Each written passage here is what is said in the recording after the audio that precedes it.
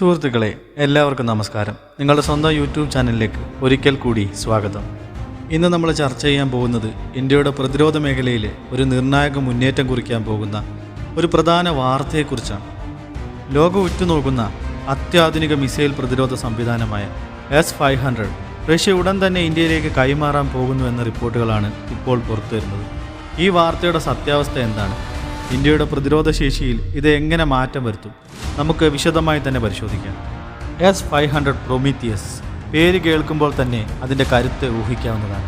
റഷ്യയുടെ ഏറ്റവും പുതിയതും ലോകത്തിലെ തന്നെ ഏറ്റവും മികച്ചതുമായ മിസൈൽ പ്രതിരോധ സംവിധാനങ്ങളിൽ ഒന്നാണിത്. S-400ൻ്റെ പരിഷ്കരിച്ചതും കൂടുതൽ ശേഷിയുള്ളതുമായ പതിപ്പാണ് S-500. ദീർഘദൂര മിസൈലുകൾ, ബാലിസ്റ്റിക് മിസൈലുകൾ, വിമാനങ്ങൾ, ഡ്രോണുകൾ എന്നിവയെ വരെ തകർക്കാൻ ഇതിന് ശേഷിയുണ്ട്. 600 കിലോമീറ്റർ വരെ ദൂരപരിധിയുള്ള ഈ സംവിധാനം ഒരേ സമയം 10 ബാലിസ്റ്റിക് മിസൈലുകളെ വരെ ലക്ഷ്യമിടാൻ കഴിവുള്ളതാണ്. ശത്രുക്കളുടെ ഏത് ആക്രമണത്തെയും ചെറുക്കാൻ പോകുന്ന ഈ അത്യാധുനിക സംവിധാനം ഇന്ത്യയുടെ പ്രതിരോധ രംഗത്ത് ഒരു വലിയ കുതിച്ചുചാട്ടത്തിന് വഴിയൊരുക്കുമെന്നതിൽ സംശയമില്ല. ഇന്ത്യയും റഷ്യയും തമ്മിലുള്ള പ്രതിരോധ സഹകരണം വളരെ കാലമായി നിലനിൽക്കുന്നതാണ്. അത്യാധുനിക ആയുധങ്ങൾക്കും പ്രതിരോധ സംവിധാനങ്ങൾക്കുമായി ഇന്ത്യ എക്കാലത്തും റഷ്യയെ വിശ്വസിച്ചു വരുന്നു.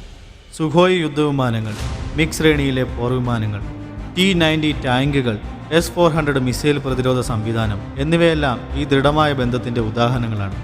ഇപ്പോൾ S-500 കൂടി എത്തുന്നതോടെ ഇരു രാജ്യങ്ങളും തമ്മിലുള്ള പ്രതിരോധ ബന്ധം കൂടുതൽ ശക്തമാകുമെന്ന് നിസ്സംശയം പറയാം. S-500 ഇന്ത്യയുടെ പ്രതിരോധ സംവിധാനത്തിൽ ഒരു ഗെയിം ചേഞ്ചറായി മാറുമെന്ന കാര്യത്തിൽ സംശയമില്ല.